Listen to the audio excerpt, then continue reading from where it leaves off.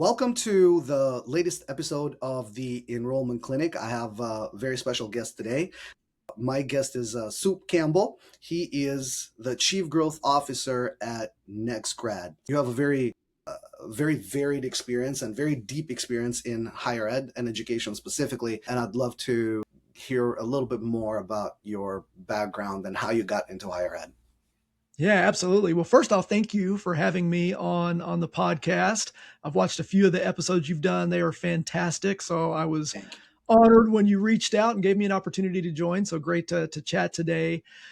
So yeah, I mean, if anybody's listening, that's who is this guy? I don't even know who this is. I'm certainly happy to share a little bit about my background. Education has just been kind of just my life's work. Years ago in an earlier previous life, I was a secondary, high school, middle school social studies teacher. And actually, a lot of people don't realize this, but before that, I actually went to Bible college. I was a full-time youth pastor for a while, was working in full-time ministry, but transitioned over to secondary. I taught middle school, high school for, I think, 5 or 6 years before deciding, I don't know if I can really, this is it for me for the next 30 years. And of course, at that point, you're thinking, well, what do you do? Like you've got a degree to teach middle school and high school social studies. Like what else can you really do with that? And like all of us who have worked in colleges, enrollment, or universities and enrollment, or any type of job really at the higher ed level, we typically stumble into it. You don't go to school to get a degree, typically to work for colleges and universities.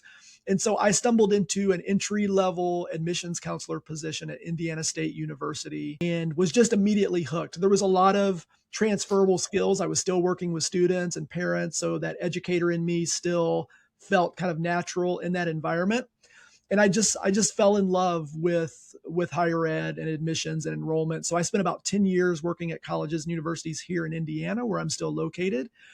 And then back in 2018, a friend that had kind of gotten to know me a little bit reached out to me on LinkedIn one day and said, Soup, you were one of these early pioneers of leveraging social media and to really use it to engage and reach students. And I work for this company called Zemi, and we're thinking about building something new here and feel like you'd be a great fit.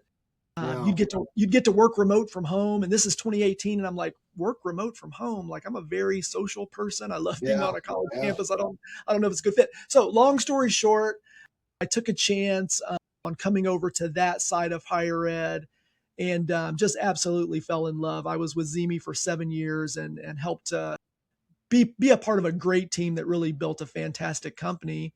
And here and more recently, I made a quick pivot. I worked very briefly for a company that I was close with and used when I was on the college side, Ardeo. I was with them very briefly, just under a year.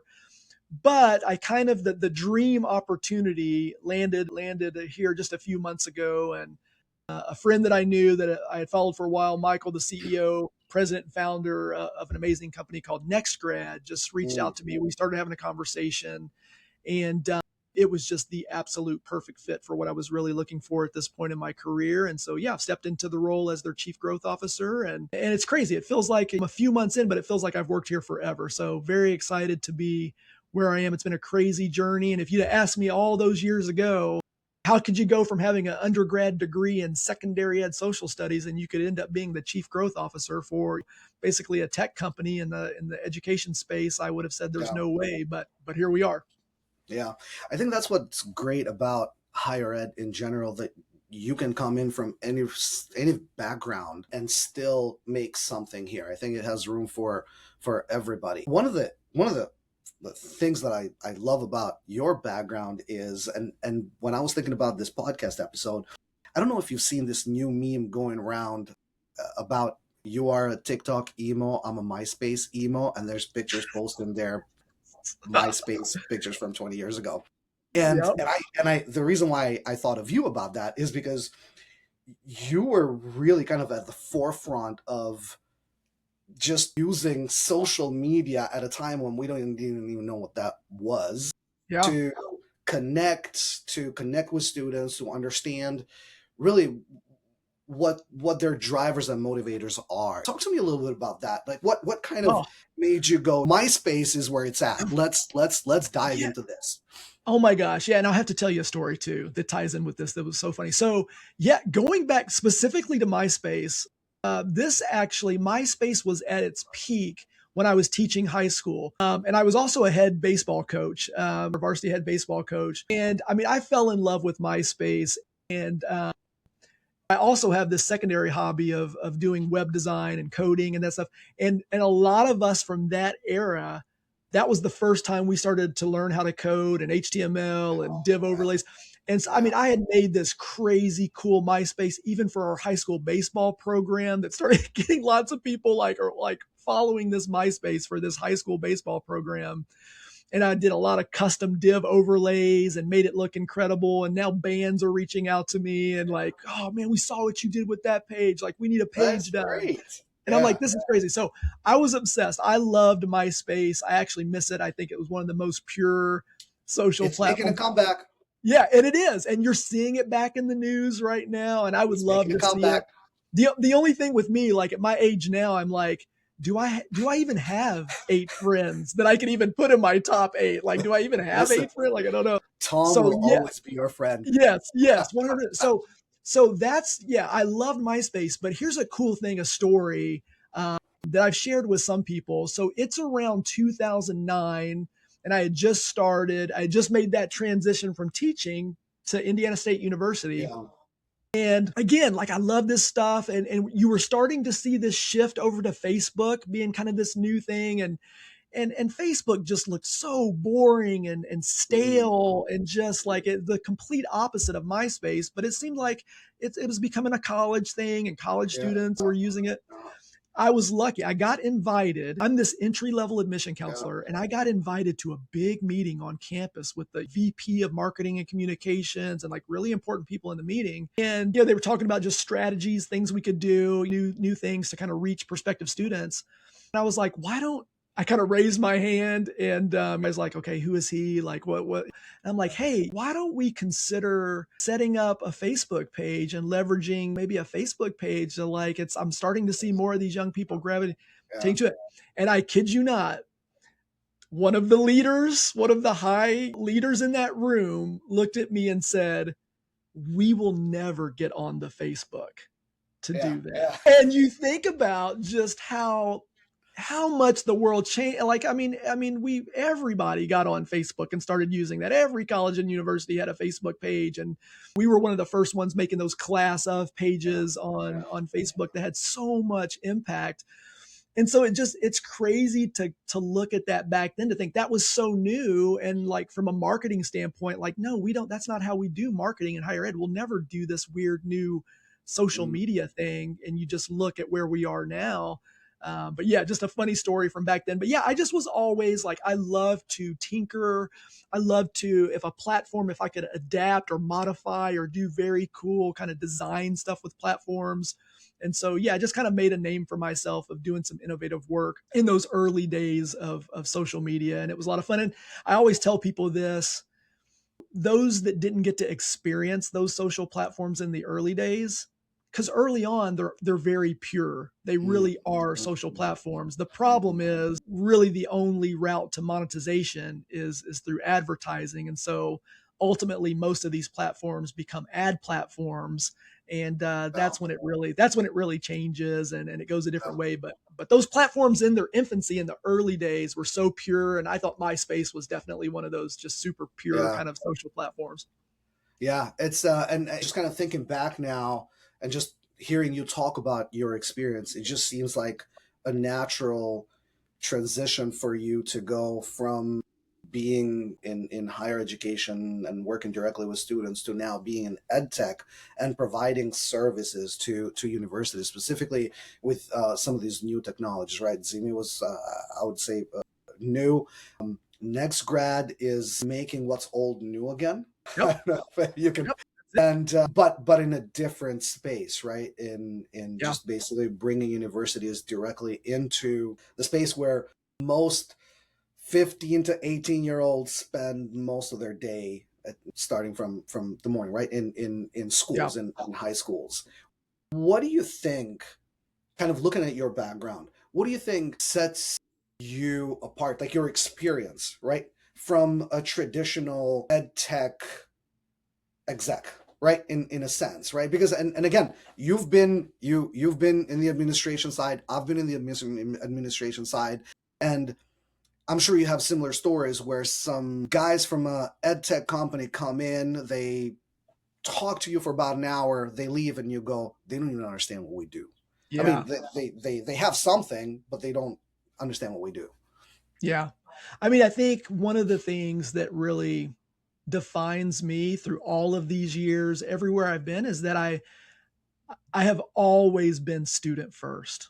Mm, I always try to see things through the lens of the student and their experience, whatever, whether what we're building, what products, what services, how I'm teaching in the classroom, like all of these things, like they are the most important thing. And I don't know that everyone shares that. Everyone has different motivations. Companies have different motivations, but I've never wavered from just solely being focused on students. And then the other thing with me is I care deeply about higher ed.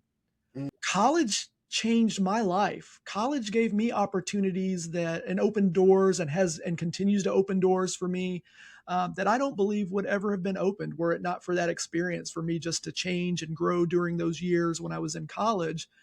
And so I care deeply about higher ed, and I know higher ed's at threat right now. We have so mm, many challenges. And so no matter what company I work for or what I'm doing, like I'm always going to be advocating for higher ed and wanting to be with people that also share that mindset of wanting to team together. Like, what does the future of higher ed look like? How are we going to make sure that higher ed still exists 20 years from now with all the changes? And so those are some of the things that I think just maybe separate me from others that are in the space. And that just is what kind of my North Star that kind of always guides me in decision making. I think, and I'm probably really rare, right? Like I think about so many companies in the higher ed space, and I don't know many that have someone in an executive level leadership role for that company that really comes from that college or university yeah, side. I think yeah, probably very few. And so that's one of the things I've always looked at. Does a company have folks from our side? Because listen, we all yeah. know if you've worked in higher ed, we are a small industry. Mm, We all know each other. We know who's faking it. We know who's for real, and we talk. And so, like, we've always had this skepticism of vendors. We've always had this kind of like we don't trust them because they've never sat in this seat. They don't know who we are. They don't know our language. And so, I think I'm also pretty rare that I've somehow been fortunate to work my way into a position at a company where I have sat in that seat and I do understand what that's like and the challenges. And I think that helps with just that trust and that relationship building. And higher ed, probably more than any industry, is all based on just those relationships and that trust that yeah, you build with yeah. folks. I think you hit the nail in the head by saying how small this industry is, and I don't think people realize how small it is because you kind of think, okay, well, Yeah. there's 5,000 higher ed institutions, there's 150 people on average that work for one. So, but then you kind of realize doing all these circles that you run into the same people over and Oh over and yeah. over. And I agree with you that a lot of these new companies that are trying to solve higher ed problems are also, I think, realizing that they need somebody from the inside who really understands what the problem is, right? Because to me, Yeah. they almost feel like a solution in search of a problem, right? So they need Yes. that person to kind of Yeah. make that connection. Now, that kind of leads me to talk a little bit about NextGrad. So, how long has Yeah. NextGrad been around? Yeah. So NextGrad has been around now for 7 years. Okay. And it is a company in higher ed that was the innovator company, right? It was the one to bring something brand new to higher ed. Michael brought something to higher ed that had never existed in higher ed. And some people are familiar with the term OH, out of home marketing. Yeah. And the one product that you typically think of, or that people that don't even understand what that is, they'll know billboards. Traditional billboards are one of the primary out of home kind of infrastructure where brands and companies can advertise. Mm, And so Michael had this vision of why don't we have infrastructure like that within high schools all across the country? Why can't there be infrastructure in the high schools and allow colleges and universities to be able to get their branding, their messaging directly to students within high schools, that very sacred space. And so for 7 years, NextGrad's been slowly building that infrastructure all across North America, the US and Canada. And now we just have this massive, just the largest in-school media network really in the world. And so, it's incredible because, to your point earlier, we're coming into this world now where for so long we did just traditional digital advertising. It was just pay for clicks. Like that's the game we were playing. We were just pay for clicks. That's the measure. That's how we're kind of measuring success here. And unfortunately, we are now in a scenario where the clicks are no longer all coming from human beings. And so there's been so much research done here recently where one research report I was looking at just estimated across all industries in 2026 alone, if you look at ad fraud, there's over $150 billion in loss through ad fraud because messaging and advertisements were served and received clicks from non-humans. They were either bots or sophisticated AI that can really replicate a human. Oh, And so you're seeing this pendulum now swing back like, look, if I'm going to spend money for advertising, I at least want to know what I'm spending is getting in front of real human eyeballs. And so, yeah, NextGrad is so well positioned right now to have this in-school media network, give colleges and universities the direct line of access to these students. And where else? Where else can you advertise to prospective students for up to 8 hours a day, nine months out of the year? Many of these high schools today and states now have banned cell phones within the school. So you've got a complete distraction-free environment. And so, yeah, so that's where we are today. And we continue to expand and build out our network. And we work with hundreds of colleges and universities. We have thousands of high schools, thousands and tens of thousands of screens within high schools.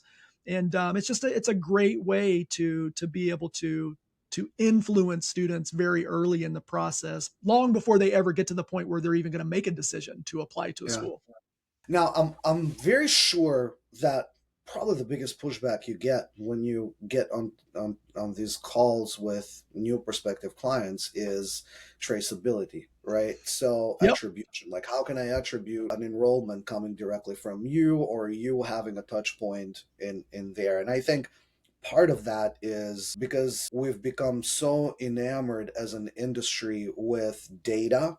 Like I want to know from the Yep. moment they saw it till when they sat in class every single touch point, and I want to be as efficient as possible with my advertising dollars so that I can do one to one. Every Yep. dollar has an outcome, which I think is terrible because it's a zero sum game, and it's almost like you're now focusing on just the 20% that would have come to your school anyway. You're spending that money because you're now trying to identify that exact type of person, and you're leaving out all of this awareness that I think out of home generates, right? Yep. So what's your pitch to what's the response to somebody coming in and saying, I can't attribute this? Yeah. And you're right. I think traditional out of home marketing is based on impressions. That's the real, it's length of time of the placement, location of the placement, how many eyeballs are going to see it. That's typically what you measure. Now at NextGrad, we're able to be able to go a little bit more sophisticated than that. For example, we work with a college or university, they've got some top high schools or a new high school that they really want to tap into. Well, we can look back over the last 3-5 years and look at the number of students that matriculated from that high school to the college. And then we can compare that. Okay, let's start launching campaigns and let's look in year one. Did it stay the same? Or all of a sudden, wow, now we got 7 more students from this school. So, I mean, there's ways like that we work with all of our college partners to help them see efficacy and ROI. But really, to your point, a lot of this is just hard to measure. That there is research. Like we just did a neat research study with Encora and looked at like thousands of high school seniors. Over 70% indicated we've seen college messaging within our high school. And then of those, a little over 50% said like we took action. Like after we saw Yeah. it, we took Yeah. action, either going to our phone or either getting on our laptop and looking something up. So like we do have data and research to back up the impact that this can have. But I tell all of my friends who are leaders on the higher ed enrollment or marketing side, look, at the end of the day, some of this measuring of this stuff is kind of smoke and mirrors. We when social media, in those early days of social media, here's another story. I got pulled into a cabinet meeting at one of the schools where I was dean of admissions. And I had been doing really cool, innovative things with Snapchat, with Instagram. And I got Mm. pulled into a meeting and they started like drilling me on some of these questions like, well, that's great. Like, we know it seems like what you're doing on Snapchat's really cool, but like, can you tell us a number of how that impacted summer melt? Or can you tell us of all these new Instagram followers who are Yeah. the high school junior, like, and what those platforms gave you were just vanity metrics. Yeah. So like Yeah. you could fall into that trap of like, oh, well, engagement's gone up this month. Well, yeah. Yeah. Well, what does that mean though? That's got to translate to something. So it is hard to measure a lot of these things. And then a lot of companies always too in our space like want to take credit. Like they're the only variable at play. NextGrad isn't the only variable. Like we would never say just because a student Yeah. saw you on a screen, like that's why they decided to apply or attend. There's all of these factors that have to work together. So for us, the biggest impact is that early saturation, that early brand awareness, so that a student has been seeing you since they were a freshman in high school. By the time they are a junior or senior and getting ready to make those decisions, they've known about you for years. And so they are going to click on one of your ads. They are going to respond to an email because you're not an unknown. Yeah. They've been known to the student for years. And so that's the real impact that early kind of brand saturation has when you try to reach them within their schools on these screens with NextGrad. And not just screens. I mean, we do poster placements. We can do crazy innovative campaigns. College might say like, could we do something? Would that high school work with us? And we do like some branding on the lunchroom trays, or could we do a wrap on a wall? It's like, I think a lot of people think of us just with those vertical kiosks, but we can do all kinds of innovative, unique kind of messaging to students within those schools, those high schools that we work with.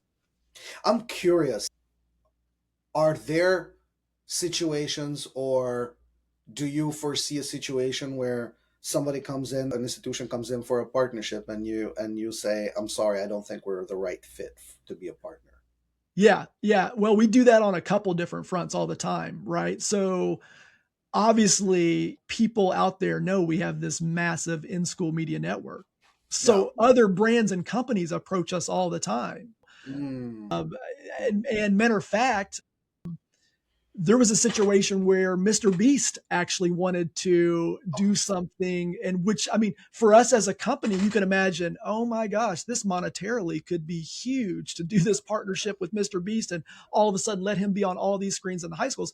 And we didn't do that. We didn't turn that down because we've built trust with all of our high school partners. They know the only content that will ever be on those screens through us are colleges and universities, trade schools. So like maybe we work with an aviation program, things like that.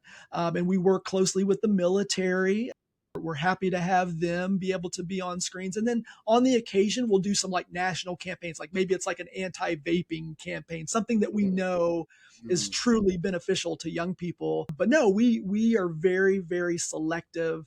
And we have this is a sacred space in those high schools, and this is a protected network. And so unlike billboards and billboard companies where they're not going to turn down any company probably to advertise, for us, it's pretty selective on who gets to be on those advertisements and those placements. And is that part of regulation, or is it just Yeah, I your think it's just mission and kind of yeah, vision of the it's just our organization? mission. Yeah, I mean it's just our mission. I mean, our mission is to show high school prospective students future opportunities for education, future opportunities for trade school, future opportunities should it be military. Like that is our mission. That's what we do. We're not trying to put Red Bull advertisements and things and That's just not what we do. It's just not our mission. I mean, we are solely focused on educational outcomes for students and helping them see opportunities that they could have post high school.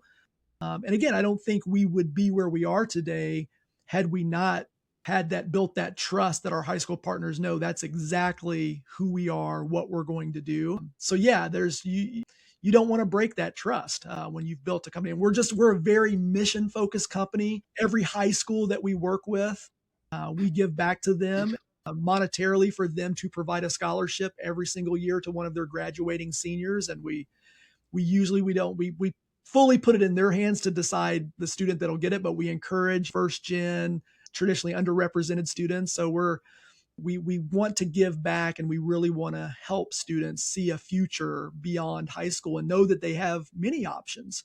And so that's what we're doing with the network. Yeah, I have one last question Yeah. on NextGrad, and then we can move on to other topics. How do two schools that are in very close proximity, two universities in very close proximity, obviously targeting within 50-mile radius of their area, their a regional kind of community school, how do they participate in NextGrad in a way that makes sense for both of them? Yeah. So one of the things is with our network is that it's first come, first serve. Mm, Okay. And so, for example, if you just looked at our vertical kiosk, our vertical digital screens, we only place 10 placements on those screens. So you can only be one of 10. interesting. And Okay. so obviously that's going to make sure, I mean, in close geographic proximity, there's typically not more than 10 schools that would want to kind of be there. So they probably have the ability to all have a presence, have their messaging looping on that screen.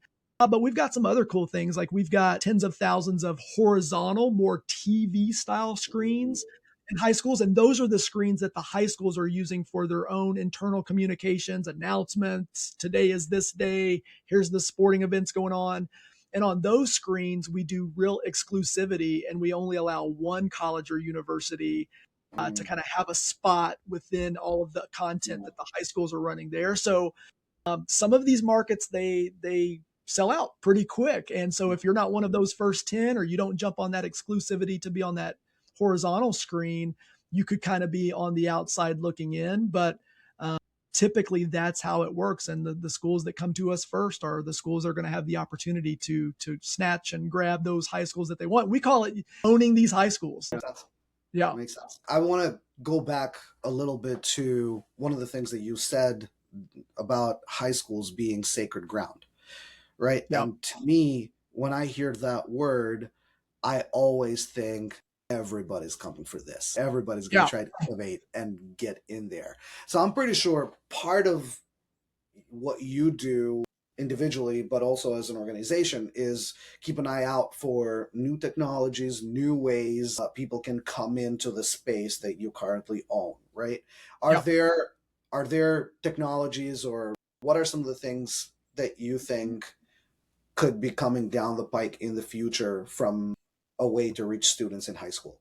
Because right now everybody does geo-targeting, right? Like that's the Yes. easy thing. You just Yes. everybody's Yeah. got cell phones. So Absolutely. I think for me, I think at least for us at NextGrad, where this could continue to evolve is just beyond like what traditional digital display technology is right now, right? So for example, I saw a company here that's got a cool product that on glass.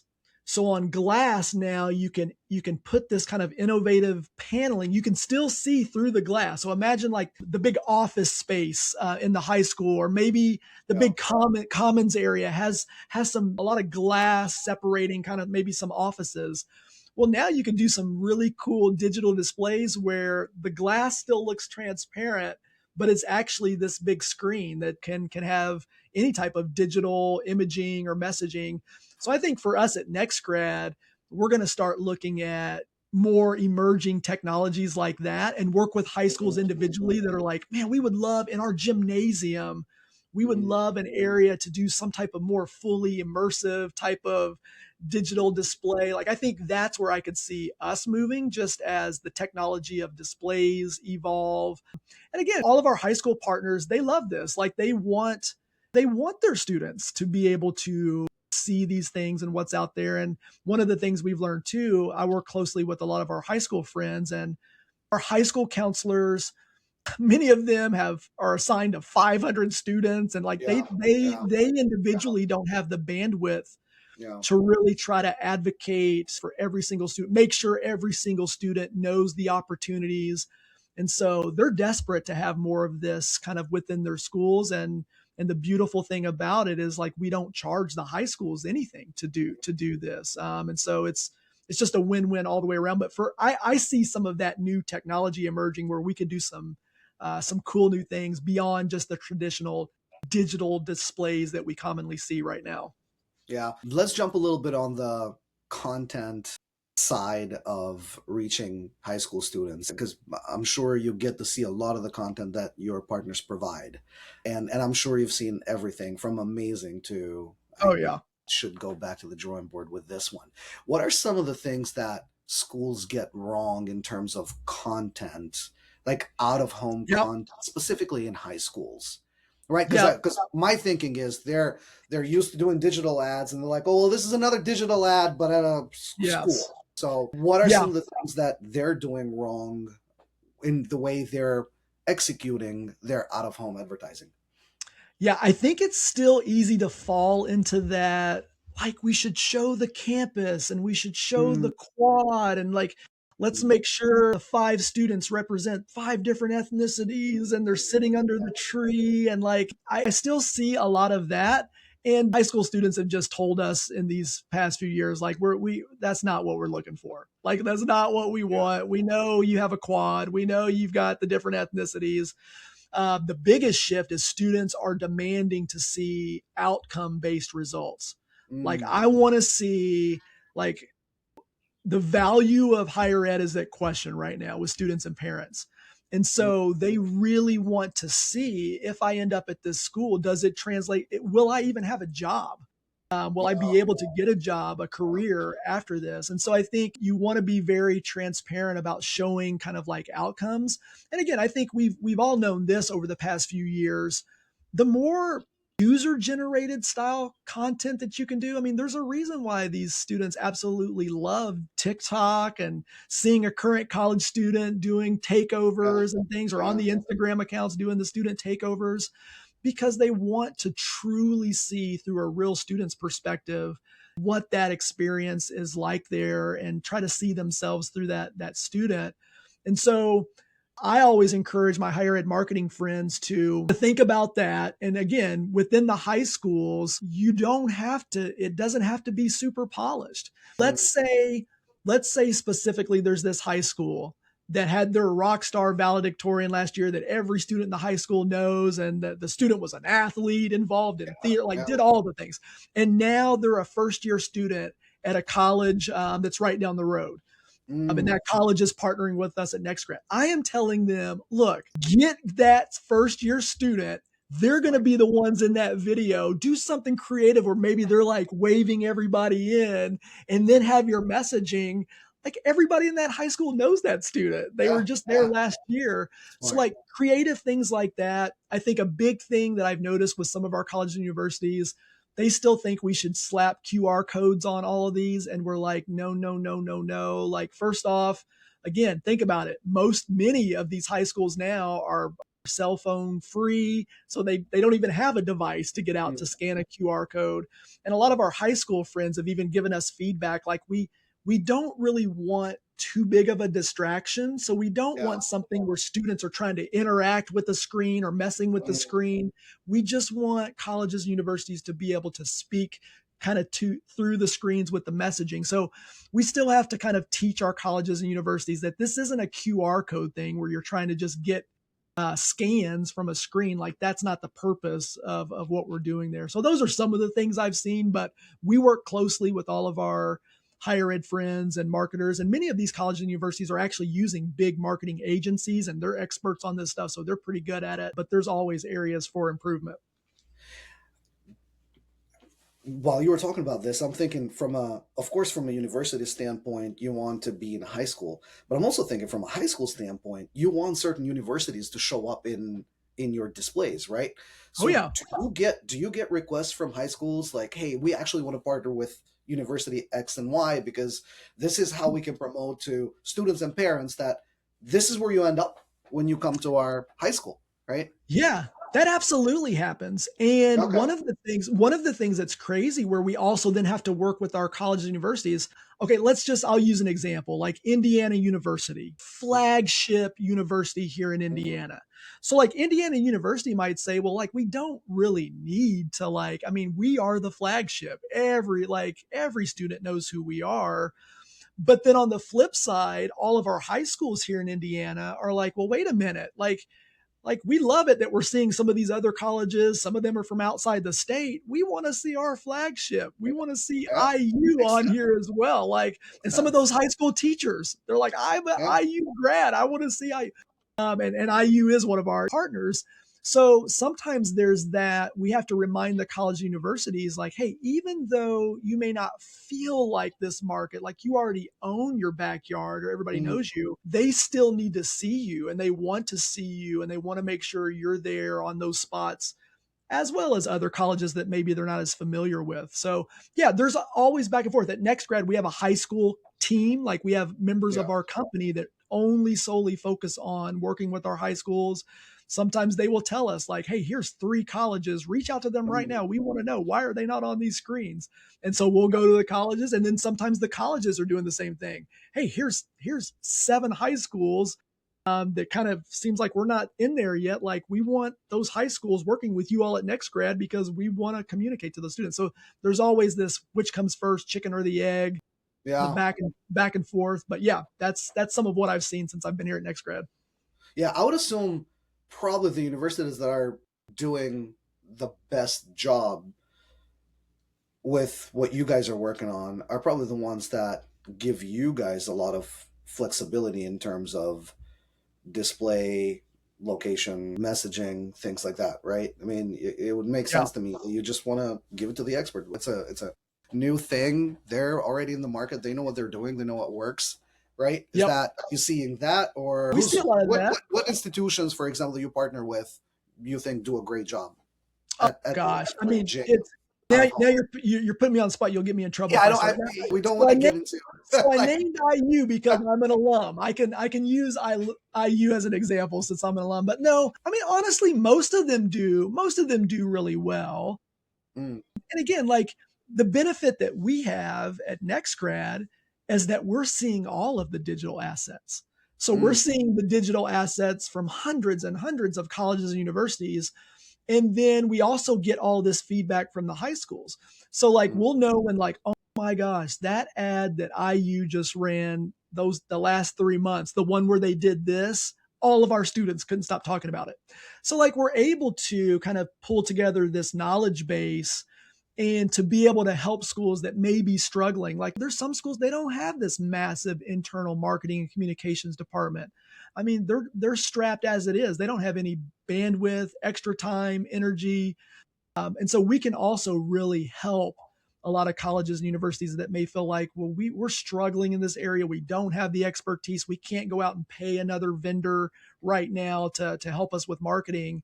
And so we can do a lot of that for them too and make suggestions and help them out. And so there's really no one that's doing a bad job with it. We're just always trying to see the trends of what's really hitting with students and then kind of helping more colleges and universities like, hey, maybe think about this. Yeah. This is a type of message that's really resonating right now. Yeah, and again, I just to clarify, I wasn't trying to. Oh, I know. I know. Yeah, I'm not trying to figure out what's the scale of who's a zero Right. here and who's a 10, right? I Right. mean, obviously everybody wants to put in their best foot forward, but as we know, there's going to be some that are going to do a better job, whether because they Yeah. know it or by luck, by sheer luck, Yeah. it just seems to be working Well, better, right? some schools are really good. I mean, some schools have very, very talented marketers, Mm, right? And so that's an advantage. If schools that have very, very talented design yeah, experts on gens, experts on that demographic, obviously are going to be able to be stronger in that area. But it doesn't mean that that anyone out there can't have that same success too. It's this, at the end of the day, this isn't rocket science either. It's, come Yeah. on, we're smart enough to know what these young people, what grabs their attention, and what, I mean, It's they're on, awareness. what's the stuff they're looking at on TikTok all day? Like, we know what will grab their attention. It's just sometimes just kind of helping the college and university know Yeah. that's what will resonate. That's what will work. Mm. Now, so you have a lot of experience in ed tech. You've been around. You've experienced a lot of companies that have competed with the companies you worked at, or just that you were interested in. Do you think there are innovations that everybody in the industry is focused on right now, but that you'd think are overhyped? Well, I I know mean, it's a trick question, right? But yeah, you're setting me up once again. I mean, so I think the emergence of AI, mm, and there are, and listen, I am an early adopter of any kind of technology. I love it. That's why I've built my whole kind of yeah, career on being on the forefront of technology and leveraging technology. So I love the potential of really unique things we can do with AI.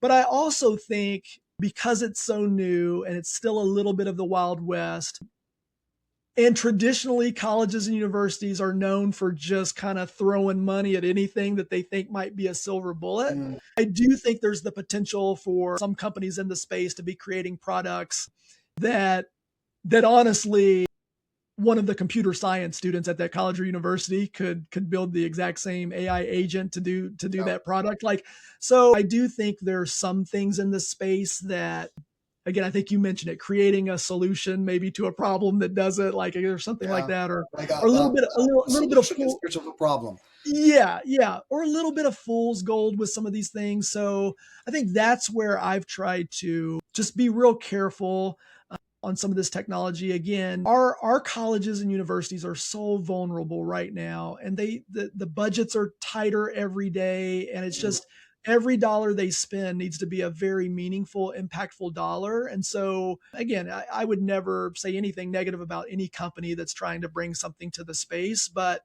it's also, you can start to see companies that, again, that are in this for the right reason, or feel like we can make a quick buck here off these colleges and yeah. universities. We've got something that they'll fall for this. We'll get some money from them. And so colleges and universities have to be careful with that, and be very discerning on who they choose to partner with. Yeah. But yeah, but Yeah. I'd say that if I had to pick, it would be some of the things around the AI stuff right now. Yeah, it's interesting. I was talking to maybe a mutual friend of ours, Faton from Manafera. I don't know if you know those Oh yeah. guys. Yeah. So we were kind of chatting on AI and the innovation, the things that you can do with AI, and how fast you can actually now Yeah. even code if you have no idea what Oh coding yeah. is. And he's like, "Listen, I've spent a lot of time on this. The only advice I can give you is it's going to make you look like you know what you're doing. But at the end of the day, after spending 5 days and working on something, you think it's cool. It's just garbage in, garbage out, right? Yeah, and that's not to say that there aren't companies also doing incredible Yeah, work with for sure, AI and really for sure. building products and services to truly leverage AI in a phenomenal way, to make things more efficient, to take bandwidth off of higher ed teams. So there's great stuff out there too. The challenging part is when it's so new and we don't fully understand Mhm. it, it's hard to decipher what's really the good stuff versus what's the stuff just trying to kind of make a quick buck off of us. That's sometimes the challenging part. Are you guys, just out of curiosity, is AI part of the things that you guys want to incorporate or are looking to incorporate in the future of whatever next grad's direction is taking? Yeah, I mean, not a lot. I mean, not a lot, really. I mean, I'm sure there's ways. I think there's ways as a company, like we could leverage AI just to make more sense of our data, be more efficient, and things like that. But from a product standpoint, I mean, again, we would even be encouraging. I've seen, if we go back to what have you seen that's kind of been bad? Okay, we've seen some digital assets where I could tell right away, okay, Yeah, they whipped that up. And so like there's an area where we have to like, look, you yeah, can't do this. You can't do an AI design and throw this on here. Like students are yeah, going to eat you alive if yeah, they're seeing that stuff. yeah. So for us, any AI we would leverage would just be more back end things that just help our systems be smarter or more efficient. I don't really see that we would do anything forward facing like a product, so to speak. It just doesn't really work with kind of how we're built and the way our products and services work. Awesome. All right, well, we're coming to the end of our recording here. There's one question that I like to ask a lot is there anything in higher ed that either we're not talking about or that we're not talking enough about? Ooh. Well, I'll actually mention this. So I'm going to put the spotlight on another company just for a second. There is a company in our space. They've been around for a few years now. They're called Meet Your Class. And yeah, I mean, I'm very familiar with them. yeah, listen, these young guys and gals at Meet Your Class, I think when they first came on the scene, a lot of people were like, I mean, gosh, these kids literally like they're in their senior year of college. Like these kids, what do they know? Like, can we take them serious? And my goodness, have they stuck around and they have done some really cool things. But yesterday, literally yesterday, they announced a new product, and it's one of the first products I've actually kind of been excited about in a long time. But their product is called Reach. And Yeah. basically, again, I use the example of back in those early days of social media, we tried to use like content management systems. So there were things like TweetDeck and Hootsuite and Buffer. Like platforms were made, but they were never made by higher ed for higher ed with really cool insights and innovation. Well, I mean, that's the product that they have built, and it looks absolutely fascinating. So I think for all of my higher ed marketing and specifically social media managers, I think finally to have a real tool and platform built specifically for them to manage all this content and make sense of the content and understand what's resonating with students. That was something I saw yesterday that I was really pleased to see some pretty cool innovation that I think is going to be a game changer for a lot of schools out Yeah. there. So yeah, I would just put the spotlight on them. I'm always looking at Yeah. what companies are doing, and I get excited when I see something that's like actually a real innovative product that fits a need that folks have on the higher ed side.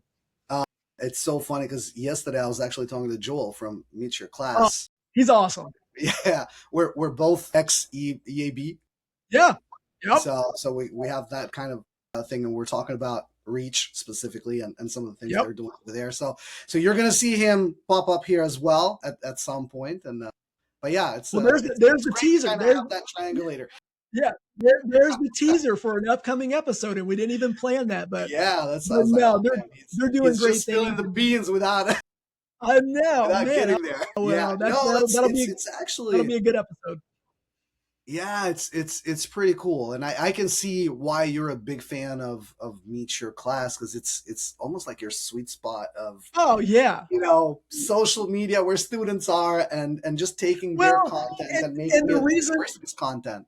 and the reason why I love them so much is because I'm a 50-year-old old man at this point, and now I've become the last one that would be able to know what these young people are into or what they want. So like I've aged out of it, and so that's why I so respect them, and really Yeah, defer to them. Like if I really. wanted to Okay. really understand what I would go to them because it is their demographic. They're in the demographic. They are the generation, and Yeah, so I have a lot of respect for them, despite them being younger than many of us that would say we've yeah. got all of these years of experience. I think it's fantastic what they're doing. Yeah, yeah, and again, I mean, it's obviously a product, a market that generation would know very well, right? I would be shocked if it came from us, because if it came Right. from us, it would be more of a business idea. Like, Oh listen, how can yeah. we squeeze the money out of this Gen Exactly. Z? Yep. And they're actually more about this is where they are, this is what the need is, let's meet that need, and then the other part is secondary. So that's great. All right, well, thank you so much for doing this. I think it was fantastic, and I'm sure that we'll get to do some of this again. This was awesome. Thanks for having me.